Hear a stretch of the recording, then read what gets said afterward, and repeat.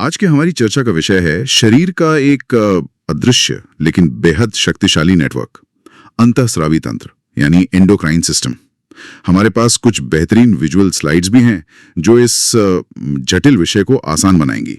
इसे ऐसे समझिए जैसे हम शरीर के केमिकल मैसेंजर्स की दुनिया में जा रहे हैं। बिल्कुल, और ये केमिकल मैसेंजर्स का जो पूरा नेटवर्क है ना, ये वायरलेस है। Wireless network? हाँ, जैसे वाईफाई बिना तारों के डिवाइस कनेक्ट करता है, वैसे ही हार्मोन खून के जरिए शरीर के हर हिस्से तक, मतलब हर कोने तक संदेश पहुंचाते हैं।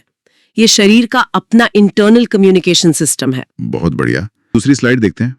इसमें ग्रंथियों के दो मुख्य प्रकार बताए गए हैं, बाह्यस्रावी यानी एक्सोक्राइन और अंतःस्रावी यानी एंडोक्राइन। यहाँ एक पाइप से त्वचा पर तरल गिरने का चित्र है जो शायद एक्सोक्राइन को दिखा रहा है। हाँ, आपने सही समझा। एक्सोक्राइन ग्रंथियों में एक नली होती है, एक डक्ट। जैसे पसीना और आंसू, ये एक नली से होकर शरीर की सतह पर आते हैं। वहीं एंडोक्राइन ग्रंथियां जो हैं वो डक्टलेस होती हैं। वे अपना स्राव यानी हार्मोन सीधे खून में मिला देती हैं और फिर खून उन्हें जहां जरूरत होती है वहां ले जाता है। अच्छा, और इसमें एक तीसरी मिश्रित ग्रंथि का भी जिक्र है, जैसे अग्नाशय यानी पैनक्रियाज। मतलब ये दोनों तरह के काम करती है। जी बिल्कुल, वो हम आगे देखेंगे। ठीक है, अगली स्लाइड में कुछ एक्सोक्राइन ग्रंथियों के उदाहरण हैं।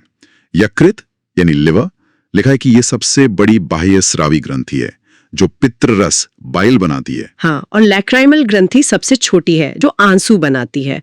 और स्वेद और तेलीय ग्रंथियां भी हैं जिनकी वजह से मुहासे होते हैं। चलिए अब आते हैं उस हिस्से पर जिसका मुझे इंतजार था, मास्टर ग्लैंड पर। पीयूष ग्रंथि, पिट्यूटरी ग्लैंड, ये मस्तिष्क में हाइपोथैलेमस के नीचे होती है, पर इसे मास्टर क्यों कहते हैं? क्योंकि यह दूसरी कई ग्रंथियों को नियंत्रित करती है, बिल्कुल वैसे ही जैसे एक बॉस अपनी टीम को करता है। इसके अग्रभाग से, मतलब सामने वाले हिस्से से, ग्रोथ हार्मोन निकलता है जो शरीर की वृद्धि को कंट्रोल करता है। अच्छा, तो अगर ये हार्मोन ज्यादा हो जाए तो भीमकायता यानी गाइजेंटिज्म हो जाता है, और अगर कम हो जाए तो बौनापन मतलब ड्वार्फिज्म। यहीं से टीएसएच और एसीटीएच जैसे हार्मोन भी निकलते हैं जो दूसरी ग्रंथियों को जाकर जगाते हैं कि चलो काम पर लगो। दिलचस्प है।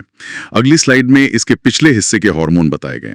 ऑक्सीटोसिन, जिसे लव हार्मोन भी कहते हैं, इसका काम प्रसव पीड़ा और दुग्ध निष्कासन है। जी, ये माँ और बच्चे के बीच बॉन्डिंग के लिए भी बहुत जरूरी है। और दूसरा है एडीएच, जो शरीर में पानी का संतुलन और कह सकते हैं मूत्र नियंत्रण करता है।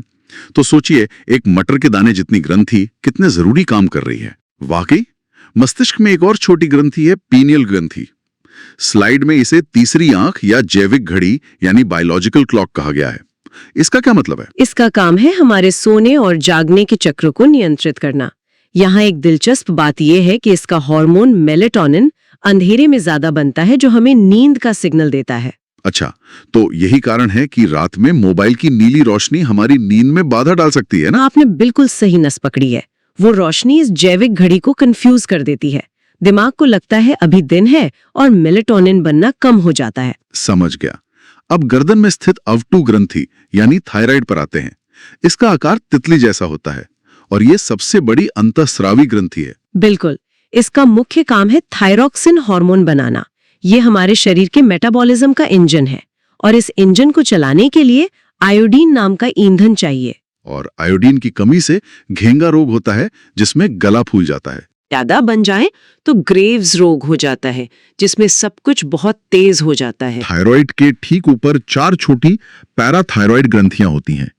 इनका काम खून में कैल्शियम बढ़ाना बताया गया है, लेकिन एक नोट है कि ज्यादा कैल्शियम से किडनी स्टोन हो सकता है।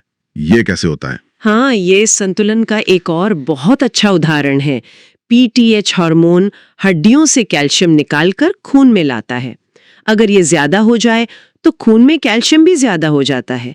फिर ये अतिरिक्त कैल्शियम किडनी में जमा होकर कैल्शियम ऑक्जेलेट के स्टोन बना सकता है। अच्छा, तो फिर से वही संतुलन वाली बात आ गई। ठीक है, अब छाती में फेफड़ों के बीच थाइमस ग्रंथि, इसे बाल्यकाल का रक्षक कहा गया है क्योंकि यह उम्र के साथ छोटी होती जाती है। हाँ, इसे आप इम्यूनिटी का ट्रेनिंग स्कूल कह सकते हैं। ये बचपन में हमारी रोग प्रतिरोधक क्षमता को विकसित करने में बहुत महत्वपूर्ण भूमिका निभाती है। ये थाइमोसिन हार्मोन बनाती है जो हमारे व्हाइट ब्लड सेल्स को परिपक्व होने में मदद करता है। जब हमारा इम्यून सिस्टम मजबूत हो जाता है तो इसकी जरूरत कम हो जाती है। वाह, मतलब ये अपना काम पूरा करके रिटायर हो जाती है। चलिए अब बात करते हैं अग्नाशय यानी पैनक्रियास की, जो एक मिश्रित ग्रंथि है। इसमें लैंगरहैंस की द्वीपिकाएं होती हैं। जी, इसमें मुख्य रूप से 2 तरह की कोशिकाएं हैं।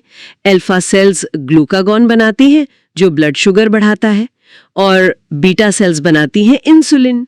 इंसुलिन जो ब्लड शुगर घटाता है। डायबिटीज का सीधा संबंध इसी से है ना? बिल्कुल, इंसुलिन की कमी या उसके ठीक से काम ना करने पर ही डायबिटीज होती है। एक और हार्मोन है सोमेटोस्टैटिन, जो एक तरह से ग्रोथ को रोकने का काम करता है। और फिर आती है अधिवृक्क ग्रंथि, एड्रीनल ग्लैंड। ये गुर्दों के ऊपर है। इसे 3F यानी फाइट, फ्लाइट और फियर से जोड़ा गया है। हाँ, ये हमारी आपातकालीन ग्रंथि है, हमारा इमरजेंसी अलार्म सिस्टम।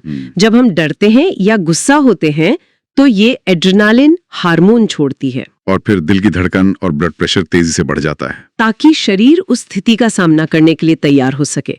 इसी को लड़ो या उड़ो प्रतिक्रिया कहते हैं। बहुत शक्तिशाली मैकेनिज्म है।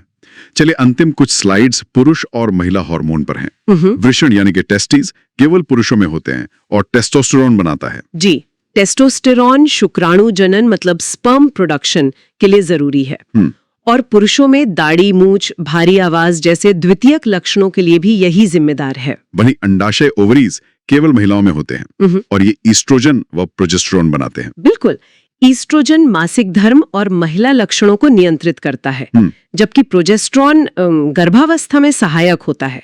ये दोनों मिलकर महिला प्रजनन प्रणाली को नियंत्रित करते हैं। तो अंतिम स्लाइड इस पूरे तंत्र का एक शानदार निष्कर्ष देती है, शरीर का ऑर्केस्ट्रा। इसमें कहा गया है कि अंतःस्रावी तंत्र एक सिम्फनी की तरह है।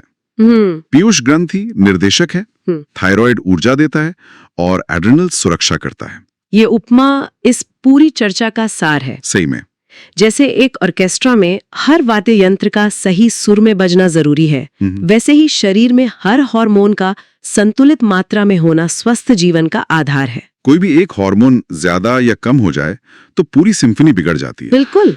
तो इन हार्मोन्स का संतुलन ही एक स्वस्थ जीवन की कुंजी है। इस पूरी चर्चा के बाद एक सवाल सोचने पर मजबूर करता है। अगर ये पूरा तंत्र एक ऑर्केस्ट्रा है और संतुलन ही इसका संगीत है, तो हमारा आज का लाइफस्टाइल, जैसे कि नींद की कमी, तनाव और हमारा खान पान, ये सब इस संगीत को कैसे बेसुरा कर रहे हैं, इस पर सोचना बहुत जरूरी है।